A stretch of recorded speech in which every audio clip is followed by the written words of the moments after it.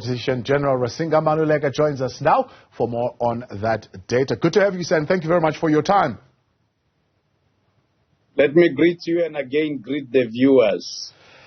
Vital information, others saying, it surely just doesn't cover the vital registration of births and deaths and net migration, but there's a whole lot more that goes into it in also assessing our economic, social, and demographic circumstances so as to, as the President puts it, be able to formulate better policies and programs to deliver to the people of the country. But first, as we look at those numbers and see a population growth, now I know you just look at the numbers and you present the numbers. You don't necessarily give us any interpretation really to them in as far as what politicians need to do. But I'm sure as someone who looks at the numbers, both of the population growth and both of the economic growth, there are some correlations that you begin to pick up here. GDP growth in South Africa since 1993 up to 2023, they say, that is you, of course, average 0.61%. Now, this latest 10-year population growth is sitting at 1.8%. Population growth versus GDP growth, surely there's something that should concern you there. Well, for starters, I'm never concerned by the numbers that we make available, because if we start as statisticians in official practice to be concerned, we will start making available the numbers that we favor, and numbers that we favor will never see the light of the day. Having said that, let us look at the growth of the economy in the form of the GDP and the population growth. They are not coming from the same sources. There is nothing that says that when your economy, your population is growing at a higher rate, your economy should necessarily grow at a higher rate. Because if you look at countries like in Europe, particularly your countries like Britain and France and countries like Japan, which are having populations that are not necessarily growing much because their fertilities have declined, yet their economies are growing at a higher rate. So certainly, because the sources are different, it is not an issue that one should say they should grow at the same rate. So having said that, you're not of the school of thought that says population growth, labor force participation, the different ages of the workforce, their skills and education can certainly impact on the prosperity of a country, or can pose a challenge?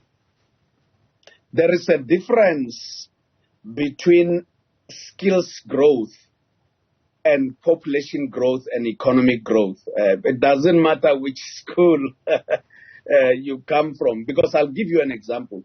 Most African countries are having or developing countries, their economies are developing at a faster pace.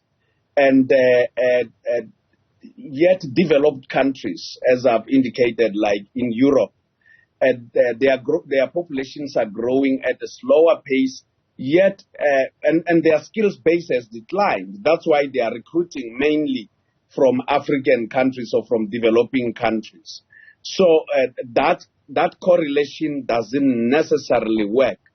Whereas, in a sense, indeed, when your population grows, for those that are in the policy space and in captains of industry, they would expect that they want an economy that is growing so that your per capita GDP should benefit everyone. And in our case as developing nations, and particularly in our case as South Africa, it's not the case, because the population is growing a lot more faster than the economy. Right. And so as you talk of that population that is growing, my next thought would have been, and maybe a thought to many people as well, is this growth organic in the sense of, are we giving birth to more people that we've seen that growth in 10 years, or is this because of migration? Well, for starters, it's because we are giving South Africans the fertility rate, the number of children born of a woman in a lifetime, is sitting at about 2.34. And it's declining. It's slowly declining, coming from where we were in about 2006, although at the time of the height of your prevalence of HIV/AIDS, before people could access ARVs, it had declined a bit, but it still continues to decline. You are seeing provinces like the Western Cape and Gauteng that are highly urbanized, having lower birth rates. Actually, Gauteng is sitting even at less than 2 children per woman, live births in a lifetime. So what we are seeing is that indeed births are still driving our economic growth. Those that come from outside are not the biggest driver of our economic growth as a country. Births still drive that. That is number one. Number two is that, yes, in urban provinces, you are looking at Gauteng having a larger chunk of people coming from outside South Africa. Actually, 50% of everyone who comes from outside South Africa choose Gauteng as their destination. But provinces like Limpopo, KwaZulu-Natal, and the Eastern Cape and Mpumalanga are contributing a lot to Gauteng, far more than the people who come from outside. So if you're saying the birth rate is certainly what is taken into effect in that 1.8% growth, does that mean there is, and I hate to use the term, but there is more growth, birth rate growth in black Africans than it is in white Africans, especially if you're looking at the proportion of white people dropping from 11.9% in 1996 now at 7.3% in 2022? Well, the reality is that those that are developed or those that are sitting at higher levels of development, be it education and access to resources, tend to have fewer number of children. So in our case, it's no surprise as South Africa that the birth rate of the white population group and the Indian population group is much more lesser than that of black Africans and colored. So there are more children born to black Africans, and I'm talking per woman, other than the fact that black Africans are generally many. We are having about 50.5 million black Africans versus about 4.5 million whites in South Africa. So the point is, indeed, black Africans do have a lot more children born per woman in her lifetime than white South Africans. And even in the provinces, your provinces of Limpopo and the Eastern Cape are leading as regards fertility than Gauteng and the Western Cape, where you tend to find more white people. Yeah. The drop also in the proportion, many would look at that and say, well, anecdotally, it could be related to not now migration, but immigration of the white population.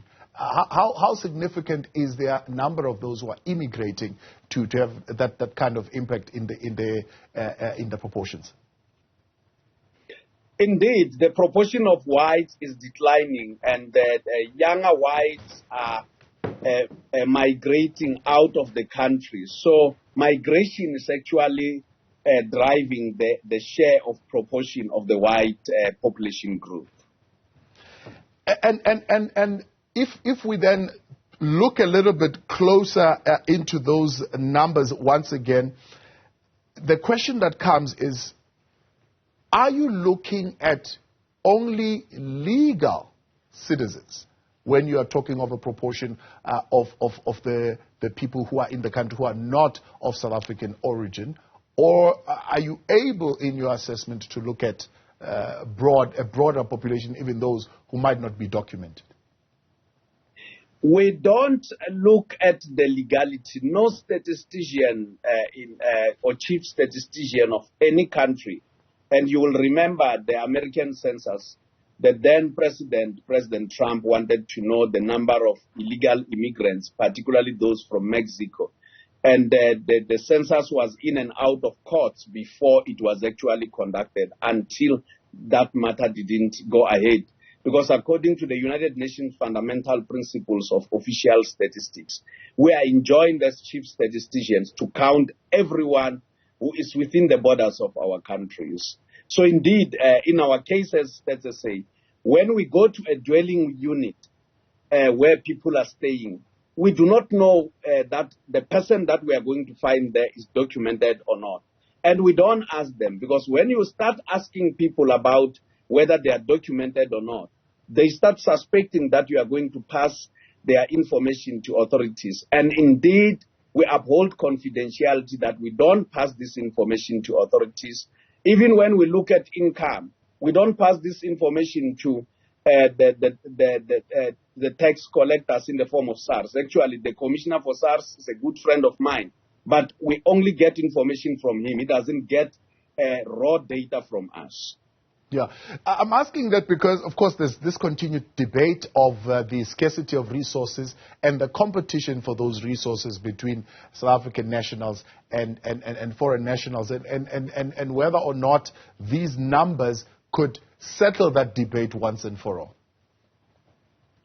Well, we have made the numbers official and public, and we released them equally to everyone. One, although government is our biggest user, but as you will have seen when the president, when they were availed today, the president and the ministers received them equally like any other member of the public. And of course, they will form a basis for debate. But as regards the scarcity of resources, we don't dabble into that space, as StatsSA. Our job is to account for everyone who is within the borders of South Africa. And whether they are documented or not, we don't get into that, because whether people are documented or not, and we are not encouraging lawlessness, but whether they are documented or not, they are, as you and I are talking now, they are busy using resources in the form of water, electricity. They want services like ablution facilities, and you can't exclude them based on their legal standing in the country. So when you give a number that says 82% of households in South Africa had access to piped water, either inside their dwelling or inside their yard, it's indiscriminately that everybody who is in the country. Certainly, because when someone opens a tap of water, the tap doesn't, when the water comes, it doesn't say, I won't fall in your bucket because you are legal or illegal in South Africa. So everyone who's within the borders of South Africa has to have access to services. When people are driving on the roads don't say, you are illegal, don't drive on our roads. And they need access, everyone who's within the borders of South Africa. So your field officers went out at a time when, of course, there were some severe lockdown restrictions at some instances. And, of course, we know that census themselves, they do run into particular challenges. Sometimes you come to my house and I'm not there, and then you move on. And so you cannot be able to count everybody in the country, certainly. But the quality of the census, of course, is dependent on, one, the coverage and the content thereof. What's the room for error? I like the fact that you have already spoken on coverage and content. When we go out into field, all over the world, it is known that a census will not reach out to everyone. It's not possible to reach everyone. A good example you gave is that where people who live in single-member households, when you arrive there, you can go there 3-4 times, you will never find them, but you will not be chasing them. You have to reach out to other people.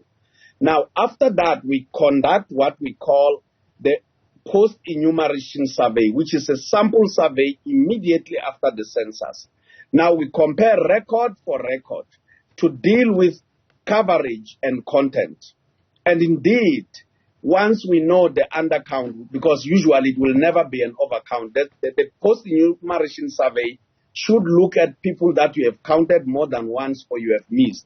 But in most countries, including in ours, it's people that you will have missed. Now, once you know how many, the percentage of people that you have missed and the households you have missed, which is called the undercount, you use that for adjusting, because then you have adjustment factors or weights. You use that to adjust accordingly. That is why the undercounts for provinces will differ according to province, for population groups, or for sex in terms of male, females, for age cohorts will differ. And as you do so, you adjust accordingly in terms of those factors to make sure that you give an estimate of what the population is. To what would you then attribute the shift in the median? Has it got something to do with the mortality rate? Firstly, is that let us go way back, 1996, 2001, and we look at the height of the deaths, more deaths in our country in the years 2006 and 2007, where we were having about 700,000 deaths, declining to 660,000 deaths, and now sitting at about 540,000 deaths, and still continuing to decline. So one is that in 2011, our median age was 22 years. And median age, of course, for the benefits of those who want to understand that, is when you stretch from the youngest age cohort, as in 0, those who haven't gotten to their first birthday, to the oldest age cohort. The middle age was 22 years. Now, what we are seeing is that because we are experiencing lesser deaths and people are living longer, owing to largely access to medical care that we're seeing in our country compared to where we were in 2011.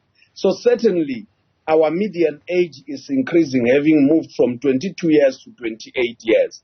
Having said that, we still have a youthful population, because about slightly more than 60% of our population is between ages 0 to 34 years. And the other interesting one, which of course we were highlighting in the headlines, is this question of residents or households residing in formal dwellings. Firstly, what do you define as a formal dwelling? Well, firstly, formal dwelling doesn't include traditional dwellings in the form of those rondavels in our villages that are grass-thatched and the like. So it doesn't include what you call informal dwelling in the form of what you would call mkuku or plastic view and the like. It doesn't include those.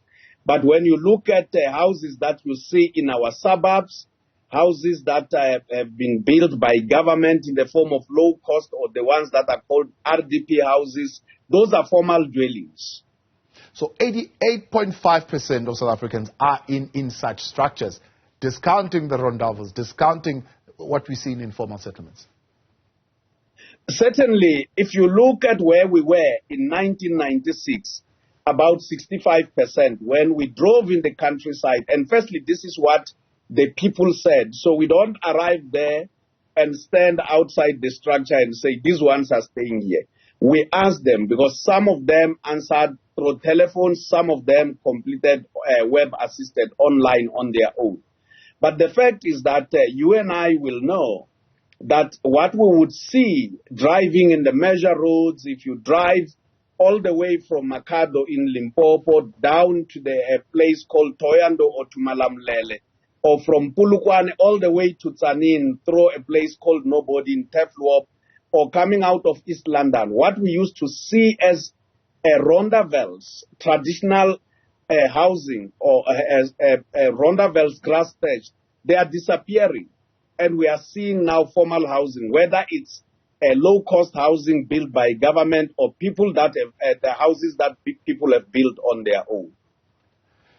Explain to us then how you would then look at homelessness and say, for example, in rural areas like in your Mpumalanga, it is less there than it would be in urban areas like in Gauteng. What is actually happening that would give you that kind of picture? Homeless people are people who do not have a roof over their head. So if you go to City Johannesburg now or City Cape Town, you will find a lot of people that are sleeping in the streets. You have people that are sleeping under bridges. They are not necessarily in a cluster of informal settlement. So let us look at a place like Diepsloot. It started as informal settlement. Some years ago, it was informal settlement. Government has gone in now to put formal structures in the form of low-cost and RDP houses, and some have built their own houses. So homeless are not people that are in informal settlements. They are actually around the streets. So most of the time, they are in urban centers. You find more of them in urban centers like your City of Johannesburg, City of Cape Town, City of eThekwini, and City of Tshwane, than you would find them in rural areas. Whereas when you look at the Western Cape particularly, they are in what we call shelters, because there are NGOs that collect them from the streets and give them shelter. But those houses are not their own. It's not a structure where they will say it's informal, it's mine. When they live there and graduate, somebody else can move in and settle in there. Census 2022 results, a very interesting one, showing that disability prevalence has declined from 7.4% to 6.0% between 2011 and 2012. What question did you ask there? Well, the first thing is that when we arrive, we ask the head of the household or whoever is responding to tell us if there are people living with disability, that is, people that may have limitations, not necessarily limitations in their livelihood, but physical attributes that are classified as being living with disability. Having said that, one of the things is that as regards children, it's very difficult, not only for South Africa, it's very difficult even for heads of household or for those who respond to know if they are living with disability, because some of them haven't grown up to even show it. They are classified as part and parcel of children growing up, especially in 0 to 4 years. Some of the disabilities, even our hospitals are not able to classify that. But we rely only on what they are saying, those who are responding to our questions representing their households. So this does not necessarily mean that government should look at this and say, oh, well, we must then maybe cut our budgets because it seems our burden on disability has reduced. You cannot say government should not look at that because there's no other indicator that they can use at the stage other than that one. When I'm saying there are limitations regarding the children, especially 0 to 4 children, it doesn't mean that the data cannot stand the test of time, because all over the world we are using the United Nations guidelines to deal with matters of disability. Yeah. Statistician General, I know you say when you release this, you expect debate. So debate is going to come when you release these numbers. Others would either speak of the quality of the census, others would speak of what exactly were you looking at. For example, here's a question on 072-110-5584. This gentleman is in Mpumalanga, Sipo, saying, evening, Mr. Mdluli, Risenga Maluleke and Ramaphosa talking about development. Where have you seen that in rural areas? People are starved there. Well, for starters, is that no statistician the world over, but particularly we in South Africa, would release numbers, and we expect members of the public, one, not to have debate, two, not to question us, and sometimes even take us on issues of quality, and our methods are in the public. So we expect that, and we are encouraged by these kinds of issues. But these issues, all the variables that we have released today, are not coming from what we as StatsSA are saying, are coming from what members of the public are saying. So in terms of what we have indicated, in terms of population growth, in terms of access to electricity for lighting, other than the fact that there are challenges of load shedding. It's what members of the public have said. Only one municipality called eMadlangeni is sitting at less than 80%. The other municipalities have access to electricity rather than the issue of disruptions. The disruptions are something else. But as we are talking now, they have cables in their own communities. Yeah. And we have also indicated as regards to water, while we were improving in 2011, in 2022, we have seen a regress in relation, particularly in the Eastern Cape and Limpopo. So the point is, this is what members of the public have told us. So I'm sure they would have also told you that the rate of disruptions has increased. As many as are coming on with the 88% now having access to water or electricity, the disruptions are becoming even more with the load shedding and some of the water challenges that we are seeing. What is the picture that they're giving? Well, in the census, there was a competition for questions. And we will remember at some stage, the competition for questions went as far as 113. And we had to continue consulting with members of the public and focus groups to scale down on questions. The issue of disruptions is not answered properly through the census. There's what we call the General Household Survey, where 56% of members of the public are saying that they have suffered disruptions of 2 days or more as regards the availability of piped water, even when they have pipes or reticulation in their yards or in their dwellings. Statistician General, always appreciate your time. Let's hope we don't have to wait 11 years to engage again, but we'll engage again soon, especially when we look at the GDP numbers. Appreciate you coming on this evening. Many thanks. That is the Statistician General, Risenga Maluleke.